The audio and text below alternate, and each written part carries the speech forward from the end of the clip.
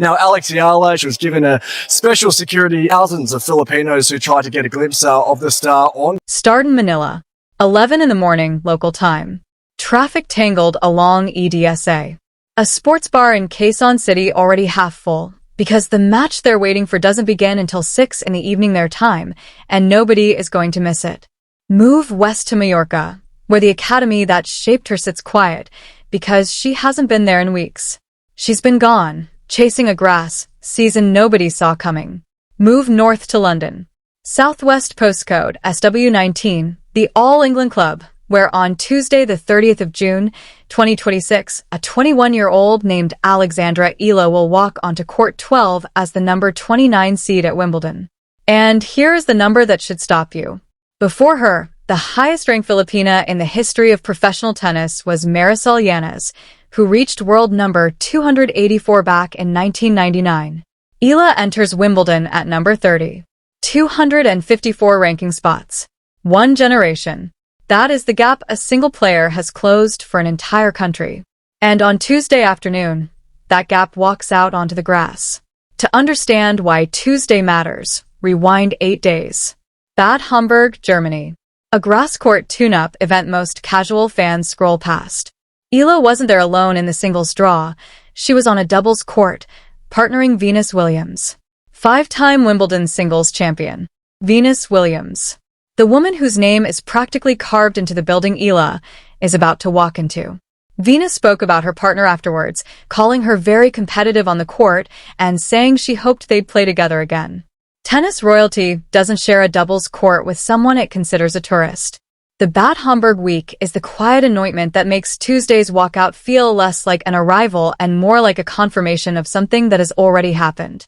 Now, the honest tension, because the easy version of this story would set Eala against her first-round opponent, Renata Zarazua of Mexico, world number 75, a 28-year-old veteran from Mexico City who has beaten top 30 players before and who fights for every single rally she's in.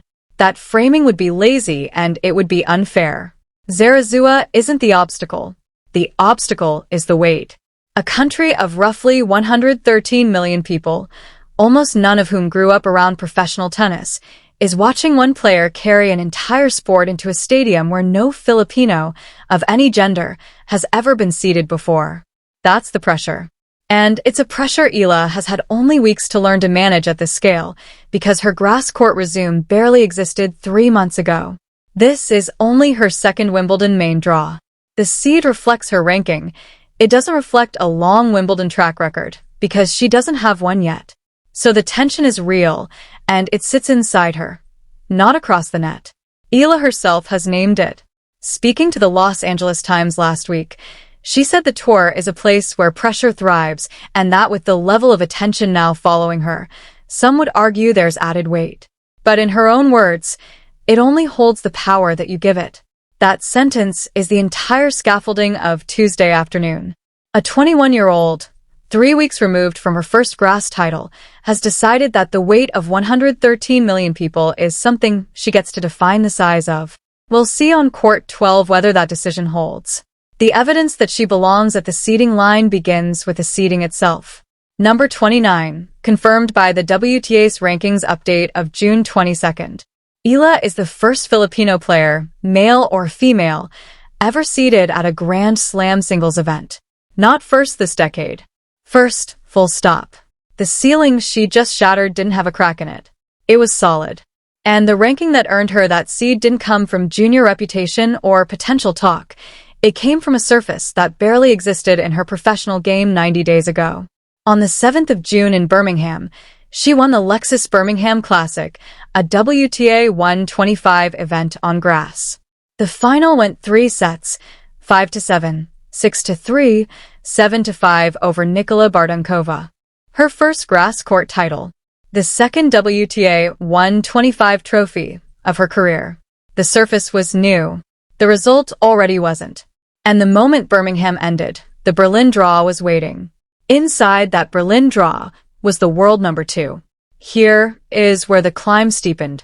Berlin Open, first round. Eala drew Donna Vekic, the reigning Queen's Club champion, fresh off her own grass title, and beat her in straight sets. Round of 16, she drew Elena Rybakina, the reigning Australian Open champion and then world number 2. Eala won 7-5, 6-4. That was the result that converted potential into proof, the career-defining win. Quarterfinal, she beat Anastasia Svitolina 6-3, 6-4. 3 matches, 3 elite opponents, 3 wins. The semi-final, around the 21st of June, is where the run ended. But we'll come back to that, because the loss matters in its own way. Take a breath here, because what's just been described is 6 weeks of one player's life, and it's easy to skim past as a list of names. So, let's slow down. A 21-year-old from a country with no professional tennis tradition won her first grass title, then beat the reigning Australian Open champion, then beat a former Wimbledon semi-finalist, then partnered a 5-time Wimbledon champion in doubles, all inside a single month. That is not a hot streak. That is a player rewriting what's possible for a passport in real time, on the surface she's least experienced on. And while she was sharing a court with one Williams sister in Bad Homburg, another was waiting in the Wimbledon bracket. Serena Williams plays Maya Joint on center court the same Tuesday. Eala plays Zarazua on court 12. If both win their first-round matches, and that if is doing real work here, because nothing is confirmed until it's played, Eala and Serena meet in the second round.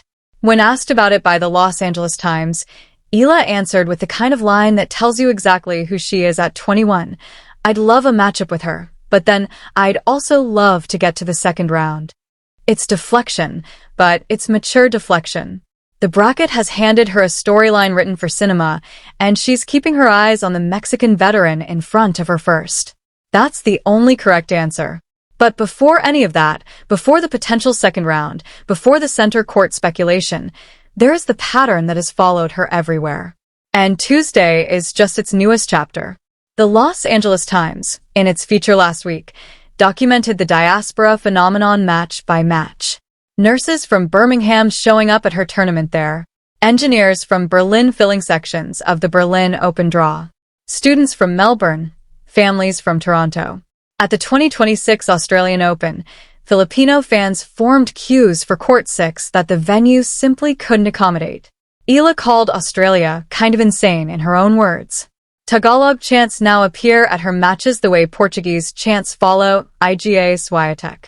And that comparison, the Brazilian model of football-style fan culture spilling into tennis, is the cleanest parallel anyone in the sport has reached for to describe what's happening around her.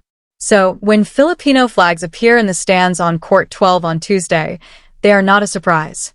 They are the latest stop on a tour that has had the same soundtrack from Melbourne to Berlin to Birmingham. The flag isn't new. The court is. Which brings us to the voice that named it.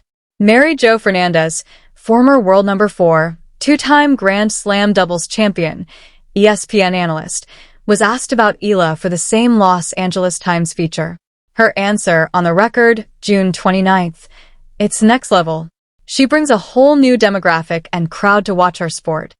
Read that twice. A former top 5 player and a network analyst with no incentive to exaggerate is not describing a prospect. She is describing a shift in the audience of professional tennis.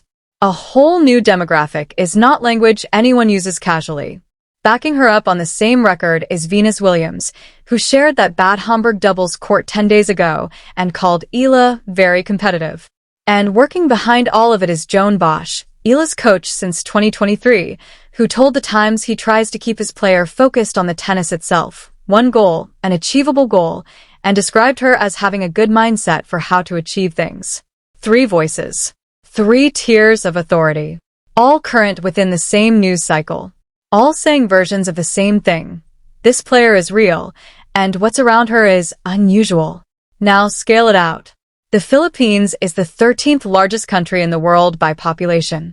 Until now, it had produced exactly one professional tennis player who reached the world's top 300, and that was a quarter century ago. The closest comparables cited in the same Los Angeles Times reporting are Li Na of China and Sania Mirza of India, pioneers from enormous tennis-adjacent nations who didn't inherit an audience, but built one. That is the lane Eala has stepped into. Not the lane of an heir, but the lane of a founder. Basketball and boxing dominate Philippine sport. Tennis has never had a domestic professional infrastructure to speak of. So when Mary Jo Fernandez says Eala is bringing a whole new demographic to the sport, she means it almost literally. There was no demographic before. There was a country, and there were people in that country who loved tennis. And now there is a player at SW19 who has made those two things into one. The WTA's commercial side notices this. Broadcasters notice this. And the next Filipino kid who picks up a racket, whether in Manila or Cebu or Cerritos or Dubai, will not be picking it up into a sport that has no map for someone who looks like them. The map exists now. Eala drew it on grass in June. The honest counterweight is this. Berlin ended in a semi-final loss around the 21st of June. The dream run had a ceiling. She has also lost twice this season to Iva Jovic, the rising American, who described Eala to the Los Angeles Times as someone who takes the ball super early and called her a dangerous player, generous words from an opponent who has her number this year. So the picture isn't seamless. Grass court mastery at this level is not yet automatic for her. She's a few weeks into having this surface properly in her toolkit.